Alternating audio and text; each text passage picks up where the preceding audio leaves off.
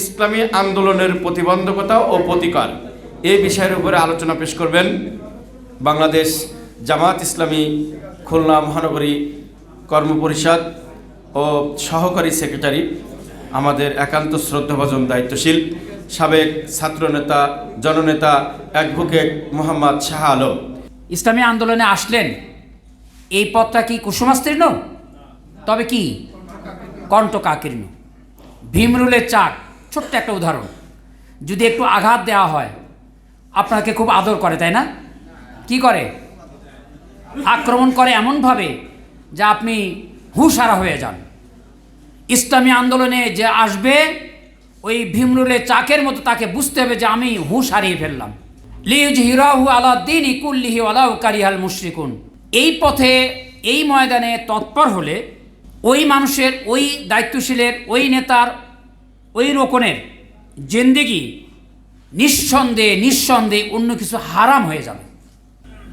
যে আন্দোলনের কথা আমরা বলি, যে আন্দোলনের সূচনা নবী এবং রাসূলগণ থেকে শুরু হয়েছে, ইতিহাস এভাবে ব্যাখ্যা করলে দেখা যাবে সকল নবী এবং রাসূলগণ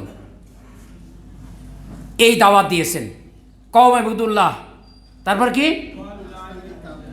আস্তানিবিত তাগুত। তাগুতের বিরুদ্ধে যখন অবস্থান নিয়েছে, প্রচলিত সমাজ ব্যবস্থার বিরুদ্ধে যখন অবস্থান নিয়েছে, মার খেতে হয়েছে, করাত দিয়ে চিরছে, নবী এবং রাসূলদেরকে এই নির্যাতন সহ্য করতে হয়েছে, ঠিক কিনা? সে আন্দোলনে কিন্তু আমরা শরিক হয়েছি। আমি ইসলামী আন্দোলনে আরও অনেক কথা আছে। তাহলে এখানে আমরা বুঝলাম যেখানে প্রতিবন্ধকতা, চ্যালেঞ্জ আমাদের সব সময়ের জন্য মোকাবেলা করতে হচ্ছে। এটা হচ্ছে নবী এবং রাসূলদের সুন্নাত। এই পথে আমাদেরকে চলতে হবে, যেমনভাবে জানার জন্য তেমনভাবে মানার জন্য।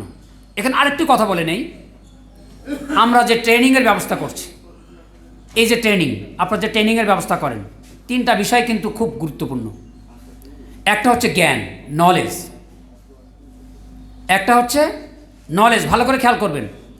2 নম্বর হচ্ছে স্কিল ডেভেলপমেন্ট। 2 নম্বর কি? Skill development. 3 নম্বর হচ্ছে চেঞ্জ অফ অ্যাটিটিউড। এই তিনটা বিষয় যদি সামনে রাখেন, আজকের শিক্ষা বৈঠকের, শিক্ষা শিবিরের যে ধারণা এবং চিন্তা, এটা আমরা কাজে লাগাতে পারবো ইনশাআল্লাহ। তাহলে এই চ্যালেঞ্জ মোকাবেলার জন্য আমাদেরকে সঠিকভাবে ভূমিকা রাখার জন্য কিন্তু আমরা এখানে প্রেরিত হয়েছি। ওমা খালাকতুল জিন্না ওয়াল ইনসা ইল্লা লিয়াবুদুন। জিন এবং মানব জাতিকে যেমন সৃষ্টি করা হয়েছে, ওদিকে বলা হচ্ছে কুনতুম খায়রা উম্মাতিন উখরিজাতিন নাস তা'মুরুনা বিল মারুফ ওয়া তানহাউনা আনিল মুনকার। এই ব্যাখ্যা আমি যাব না, আপনারা সকলে জানেন, দিতেও পারবেন। তাহলে খলিফা হিসাবে, দায়িত্বশীল হিসাবে আমাদেরকে সার্বক্ষণিক এই দায়িত্ব কিন্তু আমরা রত রয়েছি। আমি শিরোনামে আরেকটি কথা বলেই আমার প্রতিবন্ধকতার কথা আমরা যাব ইনশাআল্লাহ। তাহলে এখানে আমি আগে যেটা ভাগ করে বলেছি, এটা আমরা 3টা ভাগে এভাবে ভাগ করে নিলাম: ইসলামী আন্দোলন, প্রতিবন্ধকতা আর প্রতিকার। প্রতিকারের জন্য কি কি পন্থা থাকতে পারে, এবার আমরা মূল ওই পয়েন্টে চলে আসি। এর আরও অনেক ব্যাখ্যা আছে, আমি যে সেদিকে যাব না। আমরা যেটা জানলাম, ইসলামী আন্দোলন বলতে কি বুঝি, ইসলামী আন্দোলনের কি কিছু বিষয় আজকের যা বললাম, এছাড়া আরও অনেক বিষয় আছে, সেগুলো এখানে সময়ের অভাবে আমরা বললাম না। তাহলে একটা লাইনে আমরা ঠিক করে নিলাম, প্রচলিত সমাজ ব্যবস্থাকে মূলোৎপাটন করে ইসলাম প্রতিষ্ঠার সর্বাত্মক প্রচেষ্টাকে আমরা ইসলামী আন্দোলন বলি, তাই তো? কোরআনের ভাষায় যেটা আমরা আপনাদের বক্তৃতায় বলেন, জিহাদ ফি সাবিলিল্লাহ।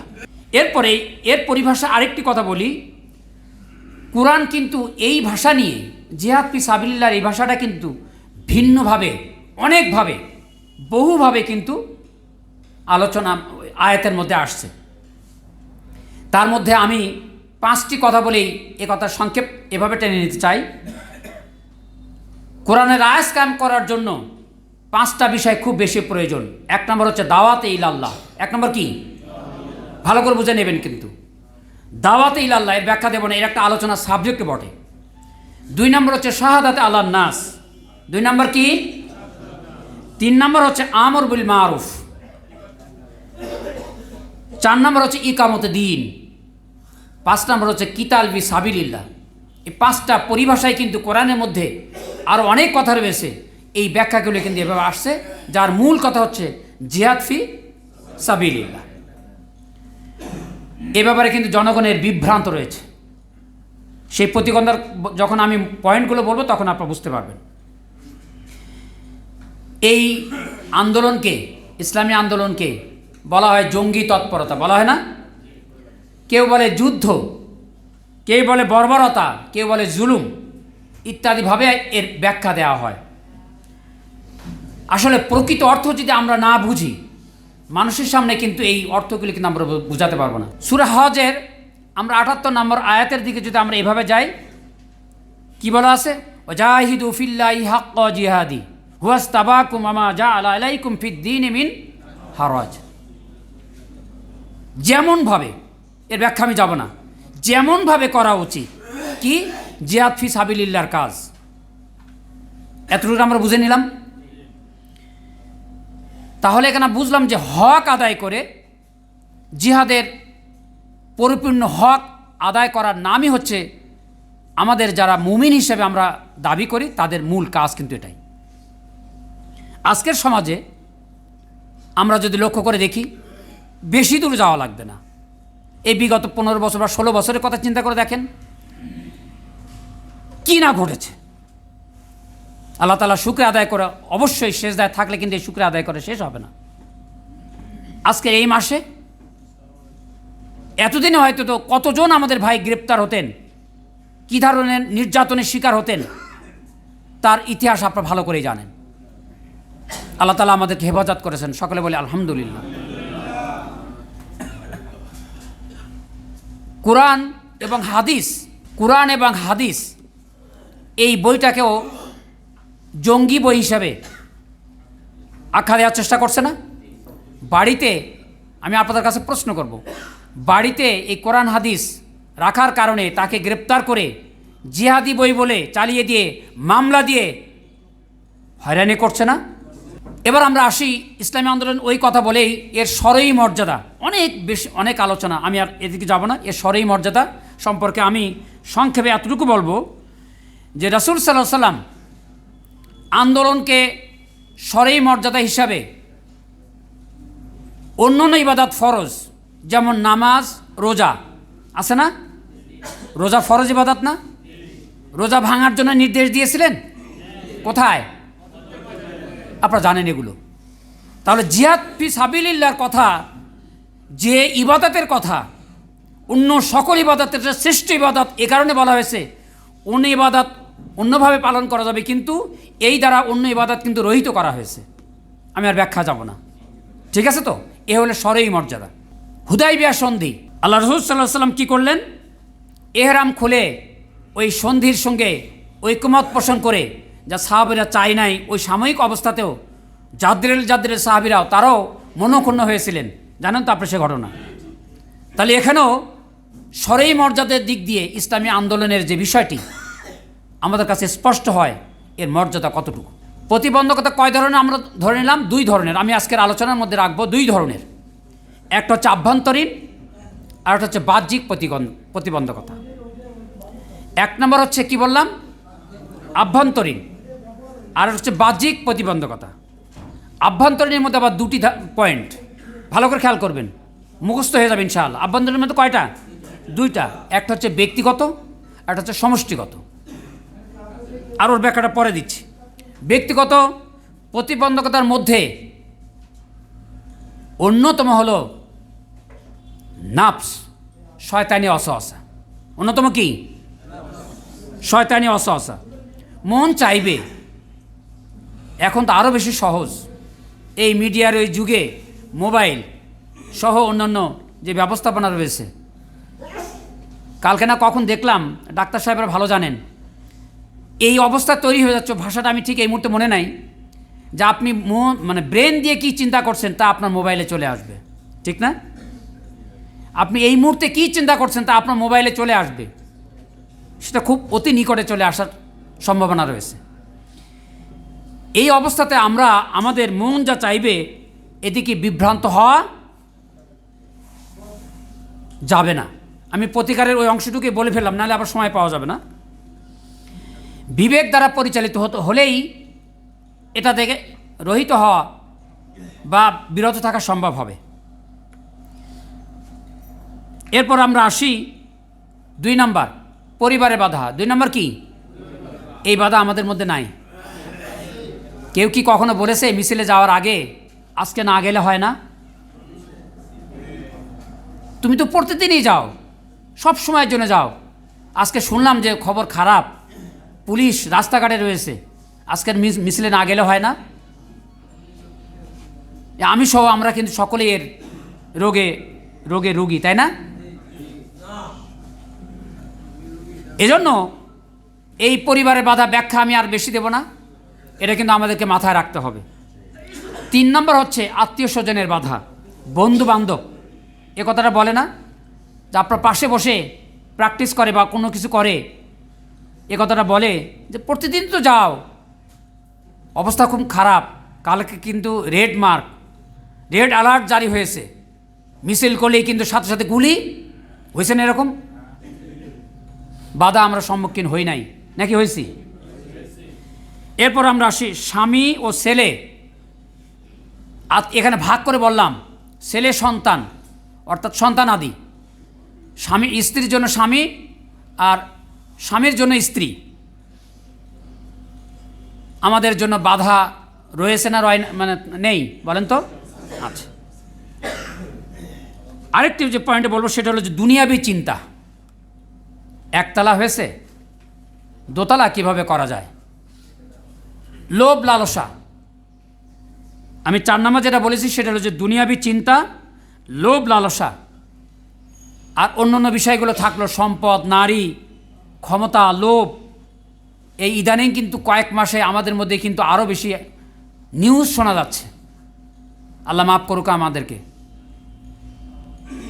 পদ নিতে হবে, আমিরে জামাতে স্পষ্ট ঘোষণা দিয়েছে, এই অনুকূল পরিবেশ হলেও এই পদের জন্য লালায়িত হবেন না, বলতে বাধ্য হয়েছে পয়েন্ট করে দায়িত্বশীলদেরকে। আল্লাহ মাফ করুন আমাদেরকে। তাহলে এটা কিন্তু খুবই একটা মারাত্মক একটা বিষয়। দুনিয়াবি চিন্তা, লোভ লালসা, বিশেষ করে সম্পদ, নারী, লোভ এবং পদ, ক্ষমতা, এগুলো কিন্তু আমাদের চিন্তা করা দরকার। সূরা তাকাসুর পড়ে নেবেন, সূরা নিসার 14 নম্বর আয়াতটাও এখানে বলা হয়েছে। আমরা সবসময় চিন্তা করব আল্লাহ তাআলার উত্তম জাযা লাভ করার জন্য আমরা চেষ্টা করব। এরপরে যেটা সেটা হলো এই যোগ্য লোকের যথেষ্ট অভাব। কিসের অভাব? যোগ্য লোকের অভাব। আমার ভালো মনে আছে সাবেক আমিরে জামাত অধ্যাপক গোলাম আজম সাহেব এই 90 সালের কিছু পরেই এককভাবে নির্বাচন করার যখন সিদ্ধান্ত হলো, তখন বলেছিলেন এই কথাটা, এই ভাষায় বলেছিলেন যে ইসলামী বিপ্লবের জন্য, ইসলামকে ক্ষমতায় বসানোর জন্য আমাদের কিন্তু প্ল্যাটফর্ম তৈরি হয়ে গেছে। আনাচে কানাচে, রূপসা থেকে পাথুরিয়া, সব জায়গাতেই ইসলামের দাওয়াত আমরা পৌঁছাতে সক্ষম হয়েছি, কিন্তু ওই জায়গায় দায়িত্ব পালন করার মতো ক্ষমতা গ্রহণ করে রাষ্ট্র পরিচালনা পর্যাপ্ত লোকের নেতৃত্বের অভাব রয়েছে। এই যোগ্য লোকের অভাব পূরণ করার জন্য প্রতিকারের ওই অংশটুকু এখানে বলে নেই, জ্ঞান, যোগ্যতা, প্রতিদ্বন্দ্বিতা করার মতো এই অবস্থা আমাদেরকে তৈরি করতে হবে। আল্লাহ এবং নবী এবং রাসূলদের পাঠিয়েছেন ওহী দিয়ে। আজকে তো ওহী নাই, কিন্তু ওহীর জ্ঞান আমাদেরকে অর্জন করার জন্য এই যোগ্য লোকের অভাব পূরণ করতে এটা আমার একান্ত প্রয়োজন। এর জন্য অধিক প্রয়োজন আজকের যে প্রশিক্ষণে আমরা ব্যবস্থা করেছি, প্রশিক্ষণ নিলাম, অধ্যয়ন করলাম না। আমরা রিপোর্ট বইতে রিপোর্ট আকার টিক দেওয়ার জন্য শুধু আমরা অধ্যয়ন বলে আমরা চালিয়ে দেই। আমি অনেক জায়গায় প্রশ্ন করে দেখেছি, রোকন বৈঠকেও, অধ্যয়ন বলতে কি বোঝেন? তাফহিমুল কোরআন 3টা বা 4টা আয়াত অর্থ পড়লাম, কিছু ব্যাখ্যা পড়লাম, ব্যাস শেষ। ওটা কি সারাদিন কি আমার চিন্তায়, আমার মননে এটা কি আমার আঘাত করছে কি না? তা না হলে কিন্তু অধ্যয়ন সঠিক হয় নাই। অনুরূপ হাদিস, ইসলামী সাহিত্য, এখানে যদি আমার আঘাত করে তাহলে বুঝতে হবে যে আমার অধ্যয়নটা সঠিক হয়েছে, আমার টিকটাও সঠিক হয়েছে। আমি কি বুঝাতে পারলাম? এভাবে আমরা চিন্তা করে দেখি একটু। তারপর আরেকটি হচ্ছে এই ইমানি দুর্বলতা, প্রতিবন্ধকতার জন্য সেটা আরেকটি পয়েন্ট বলছি। ইমানি দুর্বলতা খুব মূল্যবান পয়েন্ট, কিন্তু চাকরি চলে যাবে, থাক, এই কয়দিন নয় যাক, অসুবিধাটা কি? আমার ব্যবসা, আমার প্র্যাকটিস, আমার অন্য কিছু কদিন একটু সুষ্ঠুভাবে করে নেই, তারপরে দেখা যাবে। এটা কি ইমানি দুর্বলতা নয়? আমরা কি এটাই বিশ্বাস করি আল্লাহ তাআলা আমার সর্বোচ্চ সর্বোত্তম রিজিক দাতা? আমরা বিশ্বাস করি? যদি আমরা বিশ্বাস করি তাহলে এই দুর্বলতা আমরা কাটিয়ে উঠতে পারবো ইনশাআল্লাহ। আর ব্যাখ্যা যাব না। এখানে আমরা যদি এতটুকু বলি, সাহাবীদের ত্যাগ এবং কোরবানি, হিন্টস দিয়ে দিচ্ছি শুধু, সাহাবীদের ত্যাগ এবং কোরবানি, নবী রসুলদের ত্যাগ এবং কোরবানি, সর্বশেষ আমাদের কথা চিন্তা করে বাংলাদেশের প্রেক্ষাপটে ইসলামী আন্দোলনের নেতৃবৃন্দের, নিজামী, মুজাহিদ ভাই সহ এই শীর্ষ নেতৃবৃন্দের যে ত্যাগ এবং কোরবানি, এটাকে আমাদেরকে ভাবিয়ে দেয় না? বলেন, তাদের কি অপরাধ ছিল? অপরাধ তো ছিল এটাই যে আল্লাহর জমিনে আল্লাহর দ্বীন প্রতিষ্ঠা করা, জামাত ইসলামী করার কারণে, ইসলামী আন্দোলন করার কারণে তাদের ফাঁসির কাস্টে ঝুলতে হয়েছে। আর আমরা এটা চিন্তা করি যে কটা দিন যাক, এমনিভাবেই তো আমি বিল্ডিংটা কমপ্লিট করতে পারবো, আমার অন্যান্যগুলো কমপ্লিট করতে পারবো, করেই আমি শুরু করে দেবো ইনশাআল্লাহ। ওই দিন কিন্তু আসবে না, আসেও না। আর যদি আসে তাহলে বিগত দিনের জন্য যদি আল্লাহর কাছে জবাবদিহি করতে হয়, ওই জবাবদিহি আপনাদের কাছে, আমার কাছে অন্তত পক্ষে নাই, আপনাদের কাছে থাকতে পারে। প্রাণপ্রিয় ভাইরা আমার, এজন্য এই অজুহাত, আরেকটি বললাম যে অজুহাত, আরেকটি পয়েন্ট বললাম অজুহাত। বাজারে যান, আত্মীয়তার সম্পর্ক ঠিক রাখেন, অসুস্থতা রোকন হিসাবে, দায়িত্বশীল হিসাবে একটু হেকমত অবলম্বন করেন, করি না আমরা? দায়িত্বশীল পাশে যাচ্ছে, আমার চোখে এরকম বহু ঘটনা আছে, দায়িত্বশীল পাশে যাচ্ছে, দেখা না করে, সালাম না দিয়ে ওই পাশে কেটে চলে যাচ্ছে। যদি দেখে ফেলে, দায়িত্ব দিতে কালকে যদি মিছিলের সংবাদ দেয়, দরকার কি? একটু এড়িয়ে চললেন। আর মোবাইলে, হ্যাঁ এই তো আসি, কোথায় আছেন? বাসায় সে কথাটা বলবে না। এরকম কিন্তু বহু ঘটনা আমাদের কাছে আছে, আল্লাহ আমাদের মাফ করুন। 4টি একটা হাদিসের রেফারেন্স দিয়ে সংক্ষেপ করে বলি, যা বুখারী শরীফে বলা হয়েছে। হাশরের ময়দানে 4 জন নবীকে বলবে, এই দেখো অবস্থাটা কি। 1 নম্বর, অসুস্থতার কারণে কোন নবী বলেন তো? আইয়ুব আলাইহিস সালাম। তার চেয়ে কি আমরা বেশি অসুস্থ থাকি? চিন্তা করা দরকার। আমি ব্যাখ্যা যাব না, অনেক লম্বা লম্বা এখানে, মানে বেশ কথাগুলো এখানে রয়েছে হাদিসের মধ্যে। 2 নম্বর হচ্ছে ব্যস্ততা। দেখেন মিলে যাচ্ছে, ব্যস্ততা। সকালে ঘুম থেকে ওঠার পরে নানান ব্যস্ততা, পেশা, পরিবার, পরিজন, সালিশ, বিচার এমনভাবে থাকেই, কিয়ামতে কিন্তু জবাবদিহি করা লাগবে। সুলাইমান আলাইহিস সালামের মতো দাঁড় করাই বলবেন, এনারও ব্যস্ততা ছিল। অভাবী, অভাব নাই কার বলেন? এখানে সবারই অভাব আছে, কিন্তু নবীদের মধ্যে ওই নবীকে উপস্থাপন করে বলা হবে যে নবীর শুধুমাত্র একটি গাধা ছিল। কে সে? ঈসা আলাইহিস সালাম। চিন্তা করতে পারেন? চাকরিজীবী, চাকরিজীবী এখানে বহু আছেন, আমরা পেশায় বিভিন্ন আছি না আমরা? এই ঘুমাচ্ছ কেন? এই চাকরিজীবী, চাকরিজীবী হিসাবে উপস্থাপন করবে কার? হযরত ইউসুফ আলাইহিস সালামকে। কৃষিমন্ত্রী ছিলেন, দায়িত্ব পালন করেছিলেন, অধীনে দায়িত্ব পালন করছেন, কোনো ঘাটতি হয়েছে? ইসলামী আন্দোলন থেকে দূরে সরিয়ে নিয়ে যেতে পারছে? পারে নাই। এটা বুখারী শরীফের হাদিস, বড় একটা হাদিস, দেখে নেবেন আপনারা। এর আরেকটি দুর্বলতা প্রতিবন্ধকতার বলবো, সেটা হলো এই আমলি দুর্বলতা। কি? আমলি দুর্বলতা। দায়িত্বশীলের আনুগত্য। ভালো করে খেয়াল করবেন, আমরা এটা বলে বেড়াই অমুক দায়িত্বশীল, অমুক আমির, অমুক সেক্রেটারি, তার তো এই আমলের অভাব। ওটা যেমন আমাদের মনে করতে হবে যাতে না থাকে। আর এই কথাটা বলে আমি দায়িত্ব থেকে অব্যাহতি নেব, দায়িত্ব থেকে আমি সরে দাঁড়াবো, এটা কি হবে? হবে না। তাহলে আমলি দুর্বলতা কিন্তু একটি গুরুত্বপূর্ণ পয়েন্ট। এই পয়েন্ট বলার সাথে সাথে আরেকটি পয়েন্ট বলবো, সেটা হলো এই যে আমাদেরকে ওই যে জ্ঞানের যে কথাটা বলেছিলাম, ওখানে আরেকটি পয়েন্ট এভাবে বলা প্রয়োজন, জ্ঞান অর্জন করব, কিন্তু এর সঠিক প্রতিফলনটা আমাদের যেভাবে হওয়া প্রয়োজন, ওখানে যেন অহংকার এসে না দাঁড়ায়। আমির হামজার একটা বক্তব্য সেদিন দেখছিলাম, অজিনরা যা আজকে যা করছেন, তাই না? আল্লাহ মাফ করুন, আল্লাহ মাফ করুন। আমি কেন্দ্রে এই পরামর্শটা দেওয়ার চেষ্টা করছি, ওই ওয়াজিনদের মাধ্যমে এই কথাটা বেশি করে বলা প্রয়োজন যে যা জানি আমরা তা জাহির করি এবং নিজেদের ক্ষেত্রে সেটা অনুপস্থিত, এমনটি যাতে না হয়। আমি এবার সামষ্টিক প্রতিবন্ধকতা কি বলেছিলাম বলেন তো? প্রতিবন্ধকতার কথা ব্যক্তিগত হয়েছে, এবার সামষ্টিক প্রতিবন্ধকতার ক্ষেত্রে এর আরও অনেক কথা আছে, আমি সেগুলো গেলাম না, পয়েন্টগুলো বলতে শুধু। একটা হচ্ছে জনগণের মাঝে ইসলামের সঠিক ধারণার কিন্তু অভাব রয়েছে, আর এটাকে দূর করার জন্য আমাদেরকে প্রচেষ্টা চালাতে হবে। এখানে কুফরি চিন্তাটা রয়েছে। আরেকটি বিষয় হচ্ছে যে সহজে জান্নাতে যাওয়া যায় কীভাবে, সেই পন্থা অবলম্বন করি।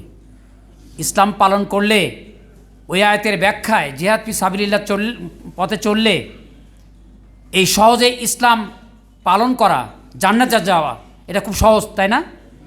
নিশ্চয়ই নয়। এজন্য আমাদের ওই চরিত্র অর্জন করতে হবে যে আমরা দাওয়াতি কাজের জন্য আমাদের দায়িত্বশীল, আমরা অনেক সময় দেখেছি তাদের ব্যাগে বই এবং অন্যান্য উপকরণ থাকতো। ছাত্র শিবিরের দায়িত্বশীল আমরাও রাখার চেষ্টা করছি মাঝে মধ্যে। এখন একটা কথা মনে পড়ে গেল, Islamic the complete code of লাইফে ওই কথা বলতে চেয়েছিলাম। আমি তখন জেলার দায়িত্ব পালন করি। আমি লঞ্চে যাচ্ছি এক সফরে, ব্যাগের মধ্যে অনেকগুলো বই, কেবিনে বসে আছি, একটু গল্প বলে নিলাম আপনাদের ব্রেনটাকে করার জন্য। ক্যাবিনে বসে আছি, তাই আমি সুযোগ বুঝে বইগুলো ওইটি আমার পাশে রেখে দিলাম, আমি একটা নিজে নিয়ে বই পড়া শুরু করলাম। তো সবাই দেখি একজন টানছে, তাই পাশে আরেকজন টানছে, এবার দেখি মোটামুটি সবাই নিয়েছে 15-20টা বই, ছোটো বই। তো বেশ কিছুক্ষণ নীরবে এগুলো পড়ার পরে, অপেক্ষা করার পর একজন বলছে, আসলে ইসলাম খুব ভালো, তবে কমিউনিস্ট পার্টি করতেন ওই সময়, আমার তার সাথে পরিচয় হয়েছিল, তিনিও যাচ্ছেন। তো বলছেন যে হ্যাঁ ইসলাম খুব ভালো, একটা জায়গায় একটু অসুবিধা। কি? অর্থনৈতিক সাইড, ইকোনমিক সাইডটা কিন্তু ইসলাম খুব ভালো সমাধান দিতে পারে নাই। তা আমি চুপ করে আছি। পাশের একজন খুব জোরে সোরে বলে উঠলেন, আপনি সঠিক বলেন নাই, আপনি ভুল বলছেন। আমি বললাম আপনি নীরব থাকেন, আলহামদুলিল্লাহ বলেন। কেন? আমার এখনও পর্যন্ত মনে পড়ে যে আমি বললাম যে আলহামদুলিল্লাহ এই কারণে বলবেন, ইসলাম যদি আমরা 100 ভাগ ধরি, উনি 90 ভাগ পর্যন্ত আলহামদুলিল্লাহ উনি স্বীকার করলেন। আর অর্থনীতি যদি আমরা 10 ভাগ ধরি, একটু সময় দেন, উনি এটা বুঝে নিলে তখন বলবেন যে 100 ভাগ সত্য কথা। কি বুঝতে পারলেন তো? তা আমি ওনাকে বললাম যে আপনার ঠিকানা দেন, তখন তার মোবাইলের যুগ ছিল না, ঠিকানা দেন। এ বলছে আমি 90-91 সালের কথা, আপনার কাছে আমি বই দেব।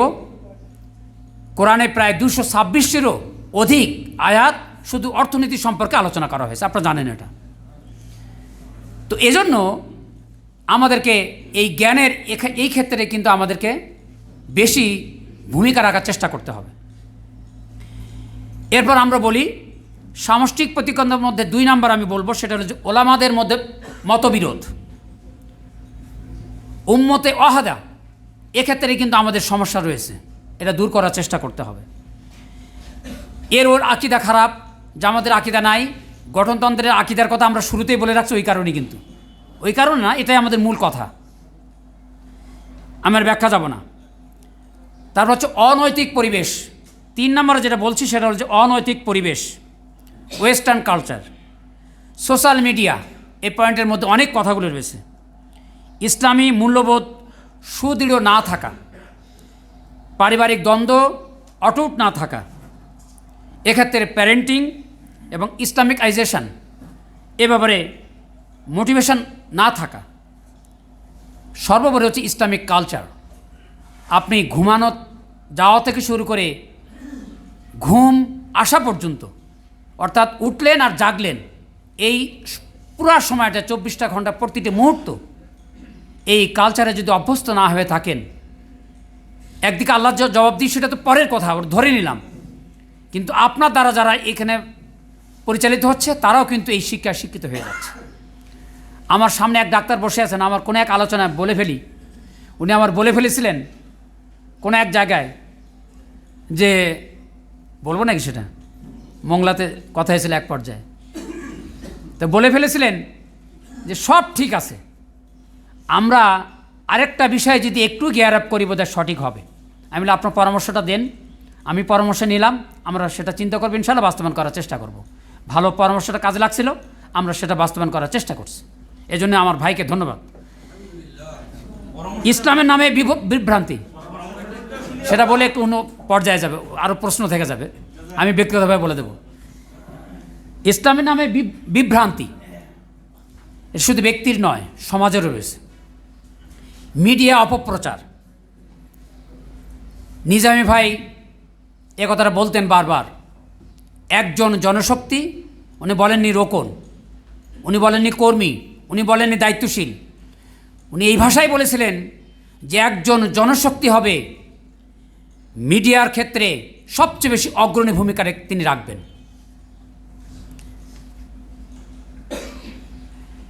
এরপরে সোশ্যাল মিডিয়া জোরদার করতে হবে, সেকুলার ব্যবস্থাকে আমাদের মূলোৎপাটনের চেষ্টা করতে হবে, এখানে ইসলামী শিক্ষার সুব্যবস্থা আমাদেরকে করতে হবে। যেহেতু সময় খুব দ্রুত আগাচ্ছে, পয়েন্টগুলো বলবে এবার। সাংগঠনিক দুর্বলতা, প্রতিবন্ধকতার মধ্যে অন্যতম হচ্ছে সাংগঠনিক দুর্বলতা। এর মধ্যে হচ্ছে উল্লেখযোগ্য হচ্ছে পয়েন্ট, সাব পয়েন্ট, সেটা হলো যে যোগ্য নেতৃত্বের অভাব। আর্থিক সংকট কোনো কোনো জায়গায় রয়েছে। আল্লাহর মেহেরবানিতে খুলনা মহানগরীতে ওয়ার্ড পর্যায়েতে কেন, ইউনিট পর্যায়ে খুব বেশি আর্থিক সংকট আমাদের নাই, আছে নাকি? নাই, আল্লাহর রহমতে সেটা প্রতিফলন আমরা মহানগরীতে পাই। কেন্দ্রে আমাদের ব্যাপারে ভালো ধারণা রাখে। গণবৃত্তির অভাব। এবার আমরা আসি আন্তর্জাতিক প্রতিবন্ধকতা। মুসলমানদের বিরুদ্ধে ষড়যন্ত্র কিন্তু আজ নূতন নয়, শুরুতেই ছিল, এখনও রয়েছে, এটা থাকবে। আমরা আশা করছি, এটা আমার কথা নয়, ইসলামিক স্কলারদের কথা, এখান থেকে আমরা তখন আর বাঁচব না হয়তো, আল্লাহ ভালো জানে, 50 থেকে 60 বছরের মধ্যে এই বিশ্ব হবে ইসলামী বিশ্ব ইনশাআল্লাহ। সেখানে ইসলামের জাগরণ তৈরি হবে ইনশাআল্লাহ। এবার আমি শেষ যে কথাটা বলবো এই পয়েন্টে, প্রতিবন্ধকতাকে পরীক্ষা মনে করা যাবে না। যারা করবেন তারা বুঝতে হবে যে ইমানের দুর্বলতা রয়েছে। যে দুর্বলতার কথা বললাম, প্রতিবন্ধকতা বললাম, ওই পয়েন্টগুলো কিন্তু আমার জন্য প্রযোজ্য হবে। তাহলে প্রতিবন্ধকতাকে দুর্বলতা মনে না করে, পরীক্ষা মনে না করে যদি এগিয়ে যেতে পারি, তাহলে আমরা দায়িত্বশীল হিসাবে, রোকন হিসাবে, ওয়ার্ড ইউনিট সেক্রেটারি হিসেবে, দায়িত্বশীল হিসাবে, সফল দায়িত্বশীল হিসাবে আমরা পরিগণিত হব ইনশাআল্লাহ।